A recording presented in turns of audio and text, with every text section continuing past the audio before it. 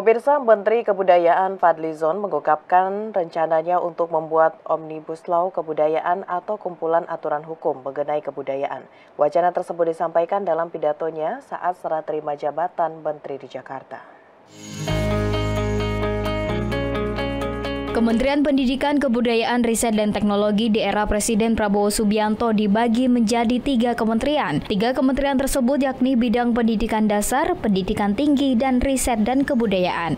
Proses sertijab Mendikbudristek Kabinet Indonesia Maju Nadiem Makarim dengan 3 Menteri Bidang Pendidikan dilakukan Senin 21 Oktober 2024 di Gedung Kementerian Pendidikan Jakarta. Menteri Bidang Kebudayaan Fadlizon dalam pidato sambutannya mengungkapkan rencana membuat Omnibus Law Kebudayaan atau kumpulan aturan hukum mengenai kebudayaan. Dirinya menilai kebudayaan harus menjadi kekuatan Indonesia selain SDA yang melimpah. Kebudayaan harus dibina dan dilestarikan. Wacana Omnibus Law Kebudayaan bertujuan menyatukan seluruh aturan mengenai kebudayaan agar tidak terpisah di peraturan berbeda-beda. Meski begitu, wacana ini masih akan dikaji secara mendalam. Karenanya kemudian menjadikan Kementerian Kebudayaan ini terpisah sendiri. Saya kira ini adalah juga satu tonggak sejarah untuk kali pertama Kementerian Kebudayaan menjadi kementerian tersendiri. Sehingga lebih fokus mengurus kebudayaan kita yang sangat kaya. Menteri Pendidikan Dasar dan Menengah Kabinet Merah Putih, Abdul Mukti, berencana mendorong kerjasama antara Kementerian Pendidikan Dasar dengan lembaga pendidikan informal dan non-formal. Langkah ini diambil untuk mewujudkan program wajib belajar 13 tahun yang akan direalisasikan pada tahun 2025.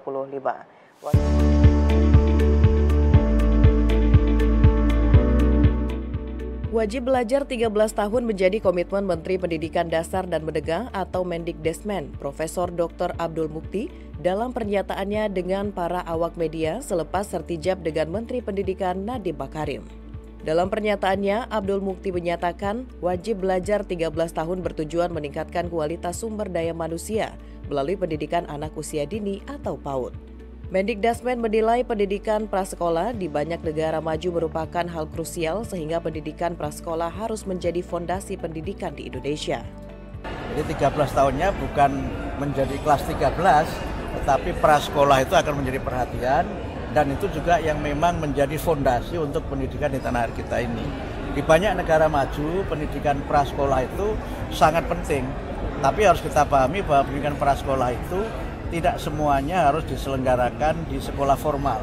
Kita kan punya lembaga pendidikan informal dan lembaga pendidikan non-formal, sehingga kita mendorong untuk ada kemitraan-kemitraan strategis dengan masyarakat sebagai penyelenggara pendidikan.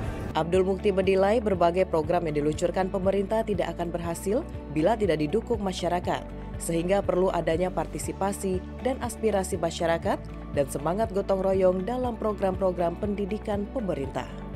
Mendikdesmen ingin pendidikan menjadi gerakan yang inklusif, partisipatif, dan adaptif, sehingga setiap anak Indonesia berhak mengenyam kesempatan belajar hingga ke tingkat tertinggi dan bermutu, dan tidak ada lagi peristiwa anak Indonesia tidak bisa sekolah. Sehingga mereka yang selama ini tidak bisa melanjutkan pendidikan, bisa karena tempat tinggalnya, bisa karena keadaannya, bisa keadaan fisiknya, bisa juga karena faktor-faktor lain. Ini mudah-mudahan bisa kita layani semua karena itu adalah kewajiban konstitusional pemerintah kepada masyarakat. Karena setiap warga negara itu berhak untuk mendapatkan pendidikan yang bermutu. Wajib belajar 13 tahun merupakan peta jalan pendidikan Indonesia 2025 hingga 2045 yang pada awal Oktober 2024 diluncurkan Kementerian Perencanaan Pembangunan Nasional, Badan Perencanaan Pembangunan Nasional. Program wajib belajar 13 tahun sejalan dengan visi misi pemerintah mencapai Indonesia Emas 2045. Wakil Menteri Koordinator Politik dan Keamanan Lodewijk Fredrik Paulus akan fokus menjaga stabilitas keamanan siber hingga laut pada 100 hari pertamanya bekerja di Kabinet Merah Putih. Dua hal itu merupakan stabilitas politik dan keamanan.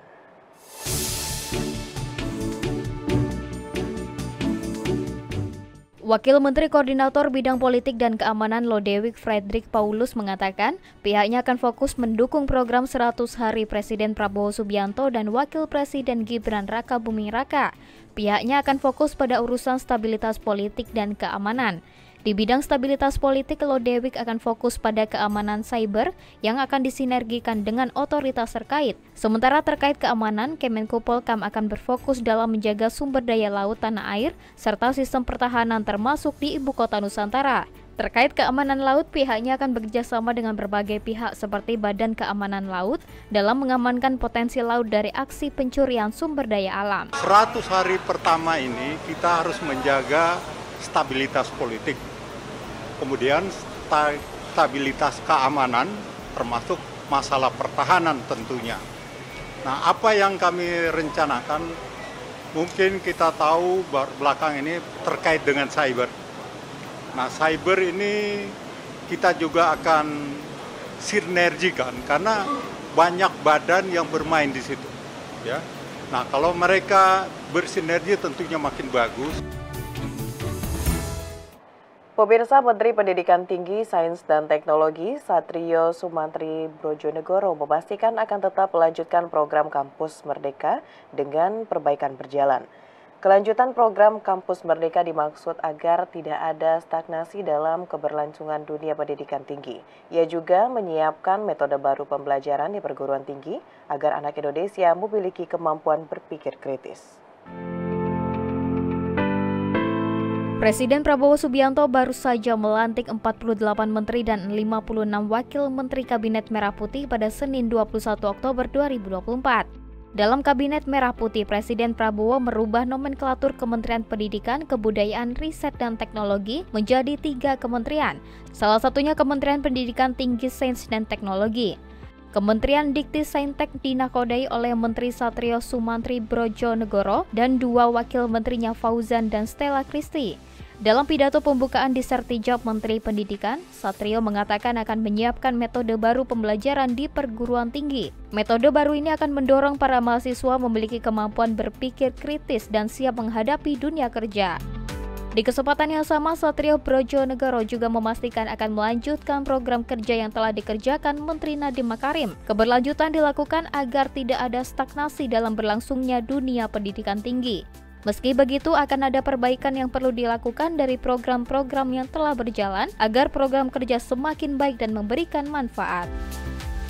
Pendidikan tidak boleh terganggu oleh adanya perubahan yang menyebabkan adanya stagnasi atau kebingungan di antara pelaku pendidikan, baik itu anak-anak maupun pendidiknya. Kita akan terus jalankan, sambil jalan, tolong teman-teman sekalian, perbaiki mana-mana yang harus perbaiki. Perbaikan sambil jalan terus, karena pendidikan itu proses yang berjalan. Tidak bisa kita mengadakan perubahan tiba-tiba dengan konsep baru, itu akan menimbulkan suatu setback yang tidak bisa kita tangani. Kita menerapkan pola pemberdayaan, we empowering our institutions, ya, kita beri mereka keleluasaan berkembang, dan kita tahu juga setiap perguruan tinggi mempunyai keunikannya masing-masing. Itu kunci dari keberhasilan perguruan tinggi itu. Nah, bagaimana bisa tumbuh dengan keunikannya? Ya tadi itu, masing-masing punya suatu innovative thinking untuk bisa mengembangkan pendidikannya. Pemirsa, usai jeda pariwara, kami akan kembali dengan informasi lainnya. Tetaplah bersama kami.